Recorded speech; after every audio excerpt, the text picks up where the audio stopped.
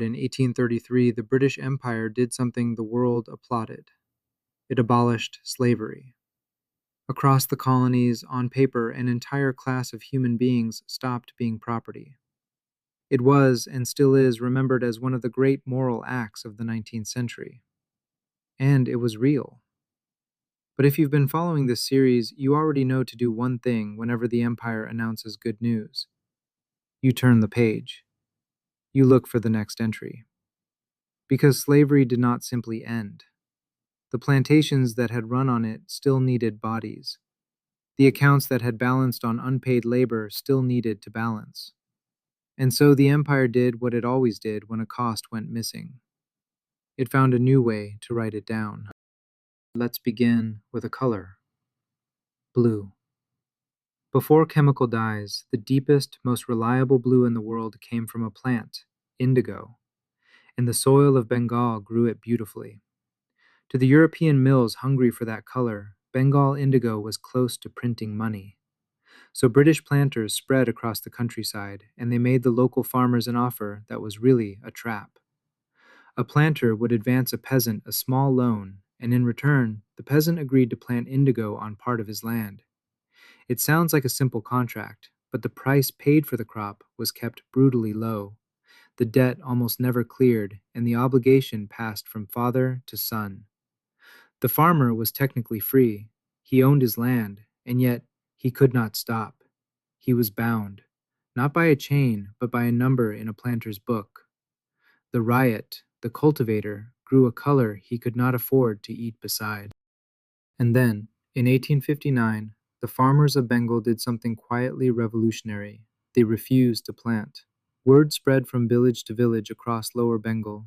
They would no longer sow indigo for the planters, no matter the loan, no matter the threat. It became known as the Blue Mutiny, the Nil Bidroho. There were no great armies, no march on a capital. There was something harder to break, a whole population deciding, together, that this particular entry in the ledger would not be paid again. The response was pressure, intimidation, the courts, the lockup. But the farmers had a weapon of their own. The cause reached the newspapers and the city. A Bengali play about the planters' cruelty, Nil Darpan, put the suffering in front of an educated public that could not look away. A government commission was forced to investigate, and slowly, the indigo system in Bengal began to collapse. Hold on to this moment. It is the first time in our story that the people being billed pushed the ledger back across the table. But the empire's appetite did not shrink. It moved.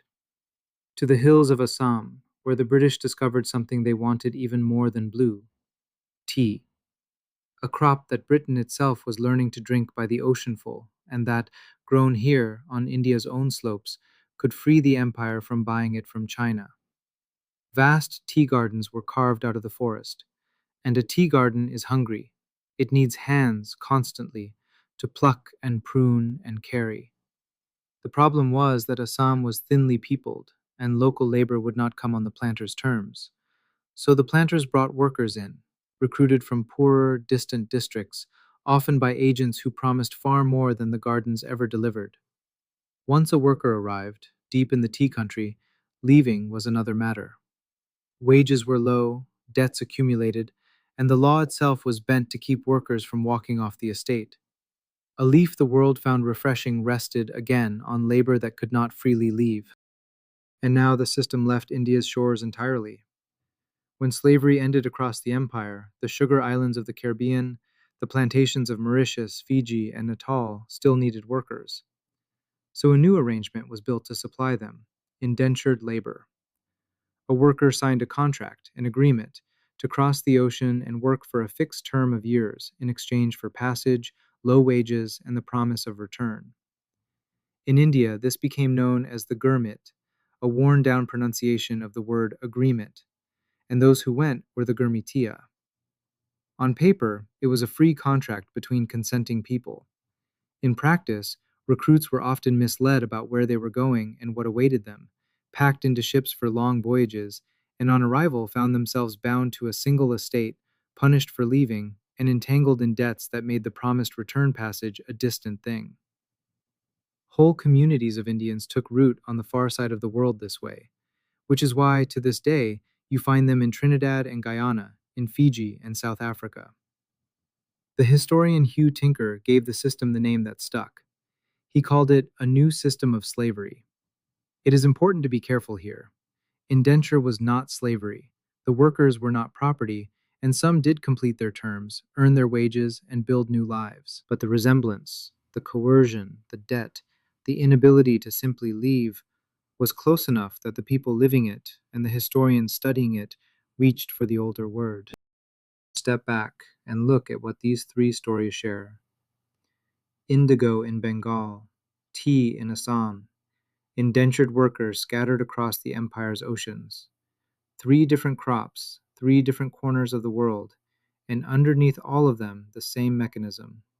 Not ownership of a person, the empire had publicly renounced that, but control of a person through a loan, a contract, a debt that never quite cleared, freedom on the certificate, and bondage in the account. This is what made it so durable. A chain is visible, everyone can see it and condemn it. A debt is just paperwork. It can be defended as a contract, celebrated as employment, and recorded very neatly as a cost of doing business. The empire had learned the lesson of 1833. You do not need to own people to profit from their labor. You only need to own the ledger they are written into. When you hear that the British Empire abolished slavery, hold both halves of the truth at once. The act was genuine, and it mattered, and the labor did not become free, it became a line item, rewritten under new and gentler sounding names. The farmers of Bengal saw it first and refused.